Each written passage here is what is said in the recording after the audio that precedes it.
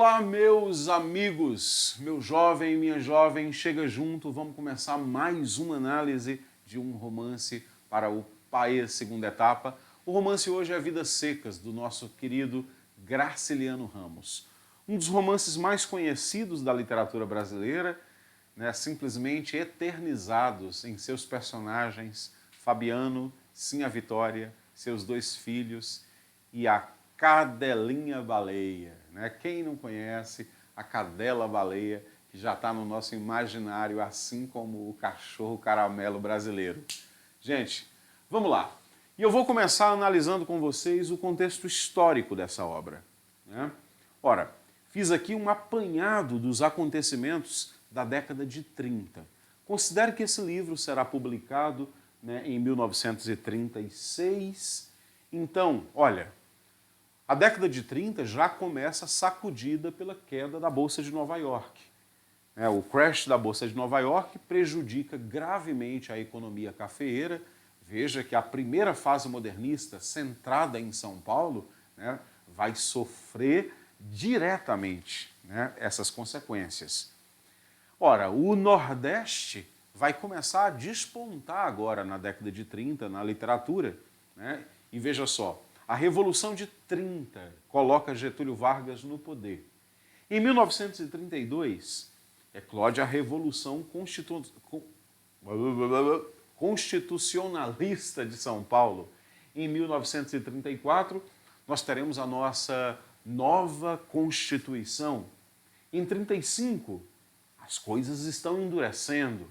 A Lei de Segurança Nacional. Ora, o próprio autor da obra que nós vamos analisar será vítima dessa lei, ele será preso, né, onde vai escrever suas memórias do cárcere. Em 1936, Graciliano Ramos é preso por conta das suas atividades subversivas, né, atividades comunistas. Em 1937, Getúlio Vargas implanta o Estado Novo. Em 1939, a Segunda Guerra Mundial, né, começa aí a fazer barulho sobre as cabeças da galera. E em 1945, né, acaba esse grande conflito com um saldo terrível, né, de grande desumanidade, um saldo terrível, né, de mortos, que ficaria para sempre registrado, né, no nosso imaginário coletivo.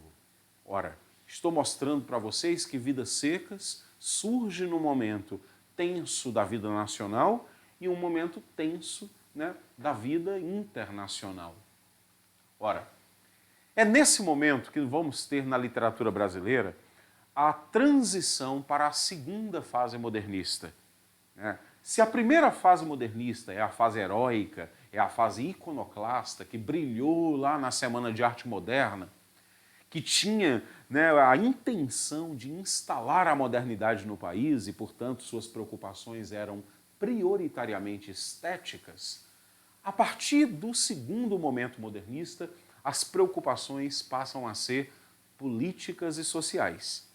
A razão estava no slide anterior.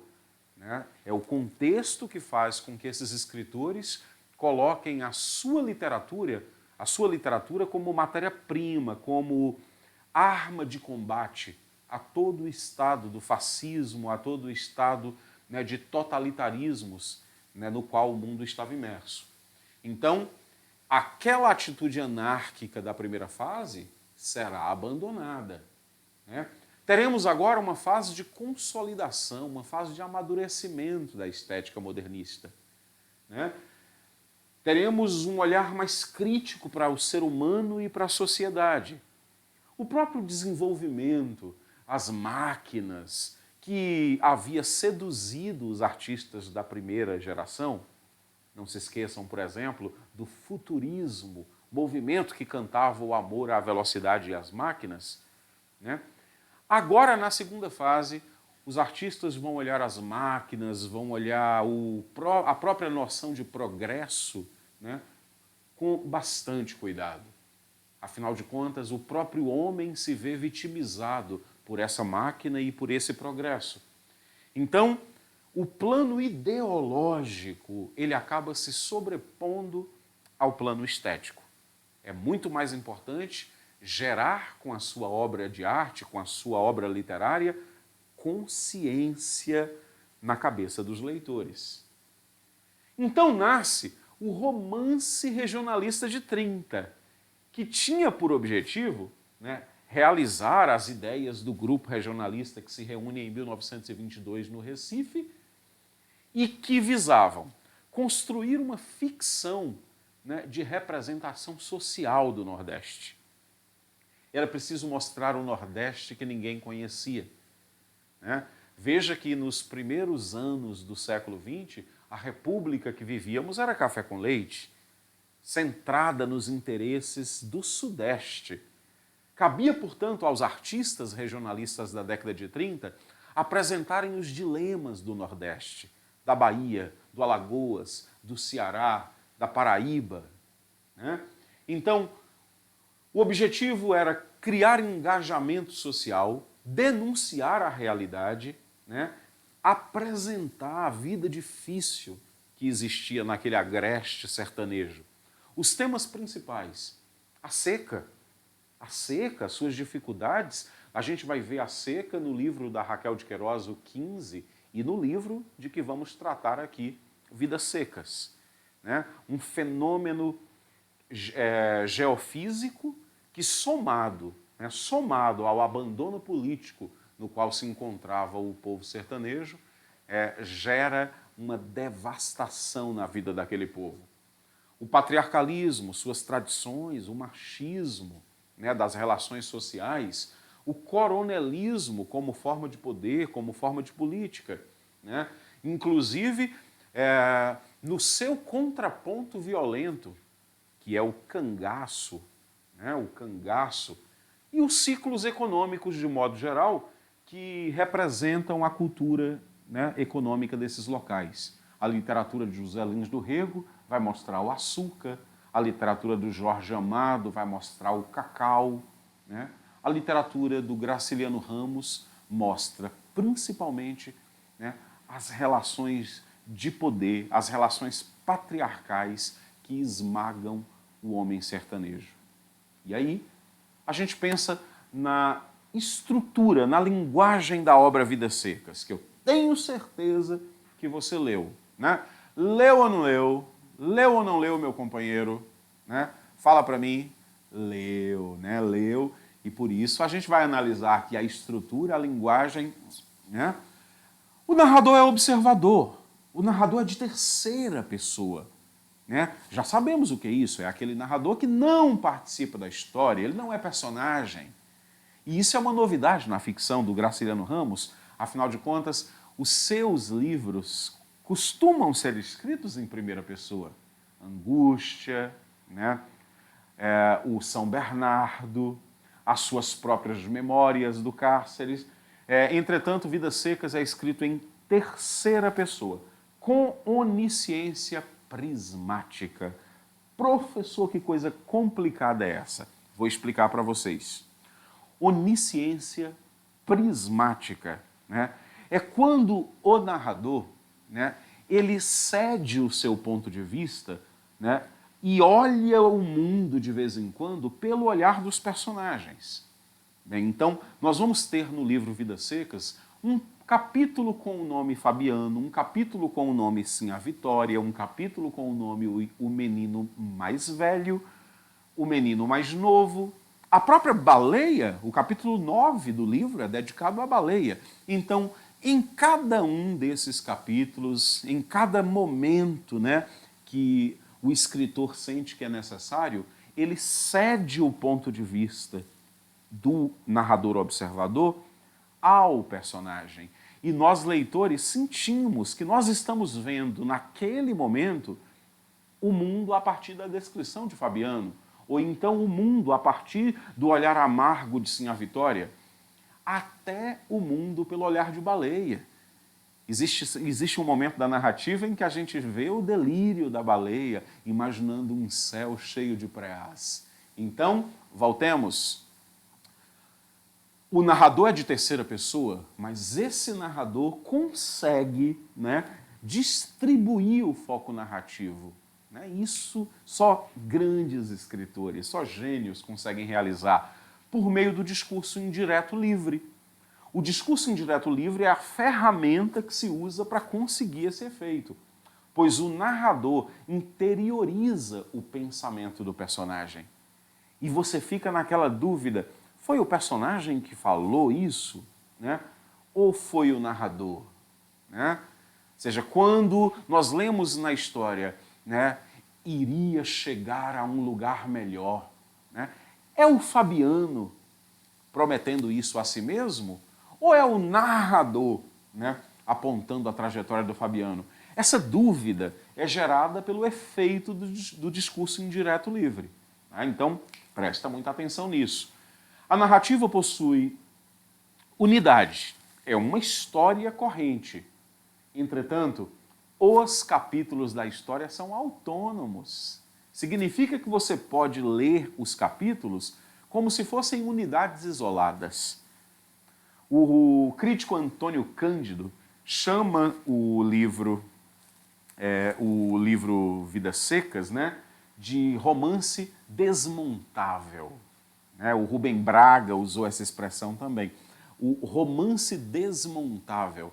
Por quê? Se você pega o primeiro capítulo, né, que é a chegada, e o último capítulo, que é a fuga, considere que esses dois capítulos emoldura os demais capítulos. E os demais capítulos podem ser alternados. Não faz nenhuma diferença se você lê o capítulo 9, que é baleia, e depois você lê o capítulo 2, que é Fabiano. Então, essa possibilidade, né, de desmontar os capítulos da obra também é um efeito da criação do artista. Né? E um dos aspectos mais cobrados em questão, né, coloca aqui 30 mil asterisco nessa última consideração.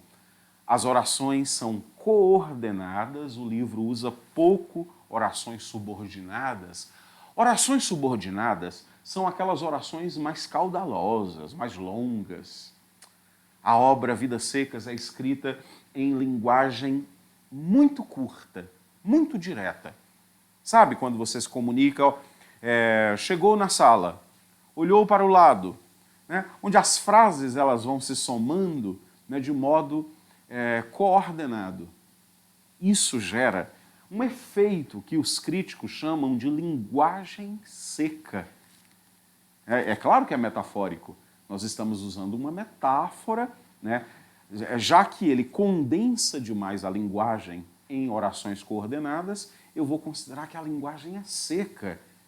E aí nós temos uma contribuição semântica para a obra, porque a obra trata de vidas secas. Vidas que se secam, inclusive na sua linguagem, inclusive na sua capacidade de se comunicar. Né? E agora nós vamos seguir, né, o conhecimento do enredo dessa obra. Eu vou colocar alguns pontos, capítulo por capítulo, né, resumindo uma narrativa que, de novo, eu sei que você já leu. O primeiro capítulo se chama Mudança. Ele começa com a saga da família pobre na seca do sertão que está buscando um caminho melhor. É o êxodo. É o êxodo nordestino, é o êxodo em função da seca. É o êxodo cantado por tantos dos nossos poetas e músicos. Pensa, por exemplo, em quando olhei a terra ardendo, qual fogueira de São João, eu perguntei, ai Deus do céu, por que tamanha judiação? Né? E pensa no Baião do Luiz Gonzaga, que tantas vezes tematizou essa dor, né? A dor da retirância do povo nordestino. Eles estão indo sem rumo, não há norte, não há horizonte, né, de parada para essa família. E esse capítulo é esse primeiro capítulo que vai dando sede na gente quando a gente lê, né, essa família duramente sobrevivendo. É tão dura a existência que eles precisam sacrificar o papagaio da família. Nesse primeiro capítulo, não suportando a fome, né, eles matam o papagaio, diminuindo o número da família, né? E ficando só Fabiano, Sinha Vitória, os meninos e a cadelinha. O segundo capítulo. Eles chegam num lugar e encontram uma casinha. Uma casa abandonada, é claro, no meio daquele sertão, né, daquele calor, né, nada sobrevive, a casa está abandonada. E aí, gente, dá uma trovoada e eles resolvem se abrigar ali. E só o fato de estar chovendo, ou a chuva, o que significa chuva para o sertanejo? Esperança. Fabiano acende a esperança de que talvez ele pudesse fixar-se ali, de que talvez ele pudesse ser vaqueiro naquele lugar, né? Maravilha. Só que o sonho de Fabiano é um sonho que nós vamos ver, né, tá fadado ao fracasso. Ali eles ficam pensando de onde eles partiram. A gente tem nesse capítulo uma dica de onde eles vieram, porque eles recordam com constância a fazenda de seu Tomás da Bulandeira.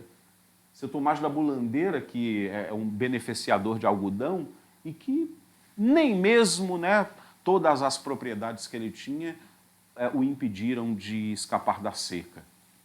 Terceiro, só um momento, é importante dizer, o dono da fazenda reaparece, né? O dono da fazenda reaparece.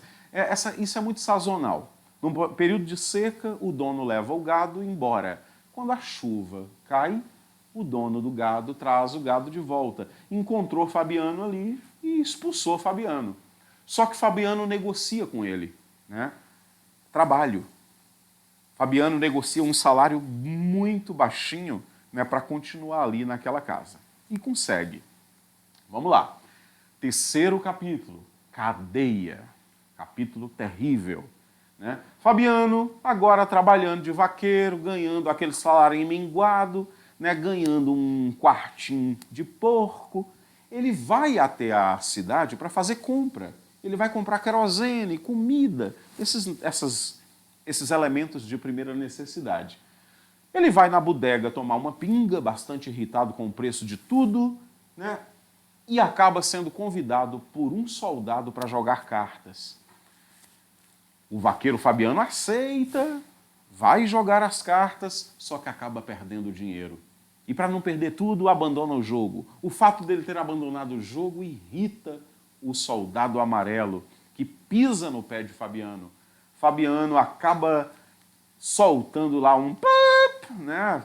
Xinga o soldado e o soldado prende Fabiano por desacato à autoridade. Veja que o soldado amarelo representa na obra, né, a clara força, né, da polícia daquele momento. Era o momento do Estado Novo. Né? Então esse soldado amarelo representa a repressão, a pior repressão policial, que esmaga principalmente, né, o pobre. E na cadeia, Fabiano acaba levando uma surra que o humilha profundamente. Né? Fabiano é surrado e ele revolta-se em silêncio, passando uma noite inteira na cadeia. Bem, a história de Vidas Secas não acabou, mas essa aula, sim. Mas a gente vai continuá-la, né? É só você não nos abandonar e assistir a segunda parte dessa aula. E a gente continua essa história.